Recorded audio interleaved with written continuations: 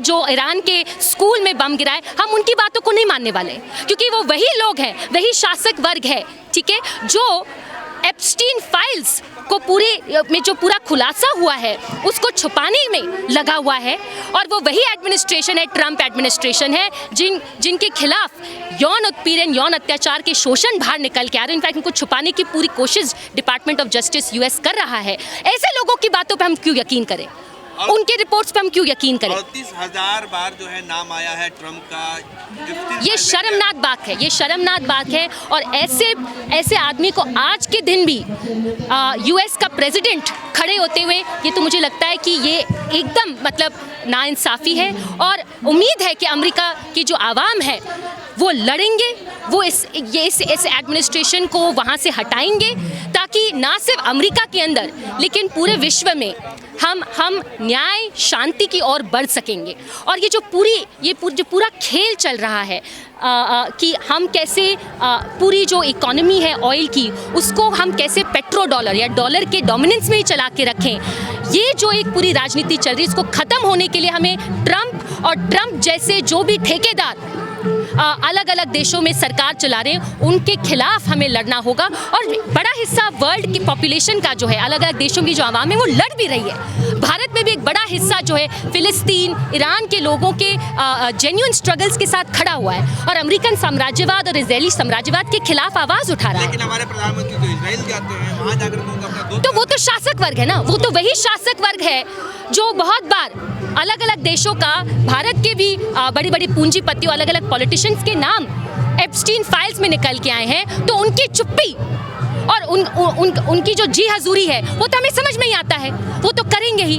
देखिए, पूरे विश्व का शासक वर्ग ऑलरेडी एक्सपोज हो चुका है। अलग अलग युद्ध में उनका जो घटिया रोल रहा है, युद्धों को शुरू करने में उनका रोल रहा है, युद्धों को नहीं खत्म करने का जो रोल रहा है, और यौन शोषण उत्पीड़न को छुपाने का जो न्याय नहीं मिल रहा है एक बड़े हिस्से समाज को, उसको छुपाने में जो सरकार, जो शासक वर्ग लगा हुआ है, वो अलग अलग समय पे एक्सपोज हो चुका है। और उन्हीं के खिलाफ आज अंतर्राष्ट्रीय महिला दिवस पर अलग अलग महिला संगठन, जन संगठन उतर आए हैं सड़कों पे, दिल्ली राजधानी जंतर मंतर पे। और हम क्या आह्वान कर रहे हैं कि जो जेन्युइन स्ट्रगल्स हैं यहाँ के भारत के आवाम के, यहाँ के आम महिलाओं के, वो स्ट्रगल्स जो हैं कहीं ना कहीं जो हाशिए में दूसरी जो महिलाएं अलग अलग विश्व के कोनों में, वो संघर्ष हमारे संघर्ष भी हैं।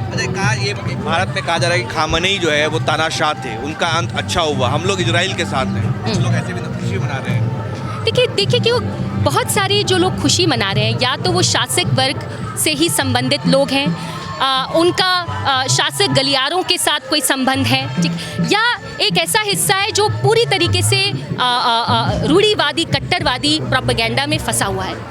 परंतु एक बड़ा हिस्सा, अगर भारत में ही देख लीजिए, एक बड़ा हिस्सा जो ऑलरेडी महंगाई और बेरोज़गारी जैसी चीज़ों का शिकार है, अगर उनको ये बात कहीं ना कहीं समझ में आ रही है कि हमारा देश, अगर ईरान और बाकी देश जो सस्ते में हमें तेल देता था, उन देशों से अब तेल आना मुश्किल हो जाएगा, असंभव हो जाएगा, और हमें ज़्यादा से ज़्यादा पेट्रोल और पेट्रोल जैसे संबंधित जो वस्तुएं हैं वो हमें अमेरिकन डॉलर में ही खरीदना होगा। तो मुझे लगता है यहाँ का एक बहुत हिस्सा ऑलरेडी इस बात को समझ जाए, इससे महंगाई, उससे हमारा जो श्रम है मतलब हमारे श्रम का शोषण ज़्यादा बढ़ेगा, महंगाई बढ़ेगी, और ये किसी के हित में नहीं है। आप कैसे देख रहे हैं कि अभी अमेरिका की तरफ से कहा गया कि 30 दिन की मोहलत है, 30 दिन का परमिशन है कि इंडिया जो है रूस से तेल खरीद सकता है, कहाँ पहुँच गया? देखिए, मुझे लगता है ये एक चीज़ को एक्सपोज करता है कि इंडिया किस लेवल तक उसका डिप्लोमेटिक पोजीशन एक तरीके से कॉम्प्रोमाइज़ हुआ है, कि आपको इस तरीके से डेडलाइंस दिए जा रहे हैं, आपके कुछ बड़े बड़े नेता आके यहाँ पे प्रेस के सामने, मीडिया के सामने स्टेटमेंट्स दिए जा रहे हैं कि हम भारत के साथ उस तरीके से टैरिफ पॉलिसी का मिस्टेक नहीं करेंगे जैसे हमने चीन के साथ कहा। कि आपके ही देश के अंदर खड़े होकर ऐसा कह रहे हैं। और तीसरी बात, आपने ईरान के मतलब गवर्नमेंट के लीडर को असैसिनेट कर दिया और उस सरकार को एक तरीके से गिरा दिया। ये सारी जो ट्रेंड्स हैं, ये साफ साफ दिखाता है कि हमारे देश में जो शासक वर्ग है वो बस अपने तुरंत मुनाफे, कैलकुलेशन और यहाँ के जो पूंजीपति घराने हैं उनके इंटरेस्ट में ही काम कर रहा है।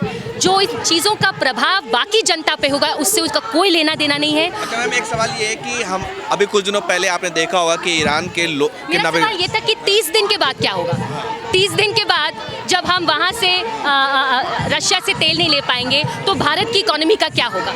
सवाल ये है, हमारी स्थिति खराब हो जाएगी। मोदी जी तो विश्व गुरु हैं, 56 इंच वाले कहते हैं, तो फिर अमेरिका कौन होता है ये आदेश देने वाला?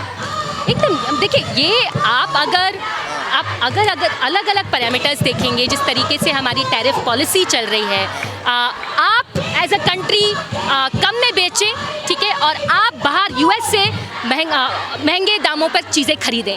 ये जो एक पूरी पॉलिसी मोदी के नेतृत्व में अनफोल्ड हुआ है वो सबसे भयंकर हमारे लिए इस ऑनगोइंग युद्ध के साथ चुनौती है। और हमें उस तौर पे इन सारी चीज़ों को कनेक्ट करके देखना होगा कि जो करेंट एडमिनिस्ट्रेशन इंडिया में है वो कंट्री को सेल आउट कर रहा है, वो देश के बहुसंख्यक हिस्सों को सेल आउट कर रहा है, इसलिए इस किस्म के टैरिफ पॉलिसी पर एग्री कर रहा है, इसलिए अंतर्राष्ट्रीय युद्ध पे चुप है और यहाँ के शोषण को नए स्तर तक पहुँचाने की ही एक तरीके से काम कर रही है। अब वो तो देश का बेटा कहते हैं, भारत माँ कहते हैं, भारत माँ को बिकने नहीं देंगे, झुकने नहीं देंगे, वो बेच रहे हैं। बिक चुका ना। अब आदिवासियों की ज़मीन छीन छीन के कोड़ियों के दाम भारत के बड़ी बड़ी कंपनियों को और अंतर्राष्ट्रीय बड़ी बड़ी कंपनियों को बेच रहे हैं और लोगों को डिस्प्लेस करे। कितनी लंबी ट्रेडिशन है, इतने समय से हो रहा है। आप एज ए गवर्नमेंट आज भी अपनी राजधानी में, देश की राजधानी दिल्ली में एक बड़ा हिस्सा मजदूरों को न्यूनतम मजदूरी तक नहीं देते, एक बड़ा हिस्सा मजदूरों को मजदूर भी नहीं कहते। आप ऐसी व्यवस्था की बात करें, ऐसे एडमिनिस्ट्रेशन की बात कर रहे हैं, तो यहाँ पे कोई भी बीजेपी या एनडीए सरकार में आम जनता, आम महिलाओं, मजदूरों, दलित, हाशिए में रहने वाले तबकों के लिए काम नहीं कर रहा है। कमिटमेंट भी नहीं है उनका, उनकी राजनीति भी वो नहीं है। एक आखिरी सवाल है कि कैसे देख रही है कि जिस तरीके से ईरान की नेवी को हम बुलाया गया था, मेहमान थे वो हमारे, अमेरिका ने डुबो के मार दिया हिंद महासागर में और हमारे प्रधानमंत्री ने एक ट्वीट नहीं किया। Very unfortunate. मुझे लगता है कि हमें पता था कहीं ना कहीं कि ये होने वाला है, कि ये चुप्पी रहेगी, क्योंकि जैसे मैंने कुछ समय पहले भी कहा कि जब ईरान के लीडर को असैसिनेट किया गया, उनकी सरकार के लीडर को असैसिनेट किया गया, उस समय भी इंडियन गवर्नमेंट की चुप्पी देखकर हमें पता था कि आगे जो भी वायलेंस होगा, जो भी वॉर क्राइम्स होगा, ये जो सरकार है चुप्पी ही बना के रखेगी। एंड इट्स शेमफुल कि इस तरीके से चीज़ें अनफोल्ड हो रही हैं और इसलिए हमें सरकार, इस शासक वर्ग से कोई उम्मीद नहीं है।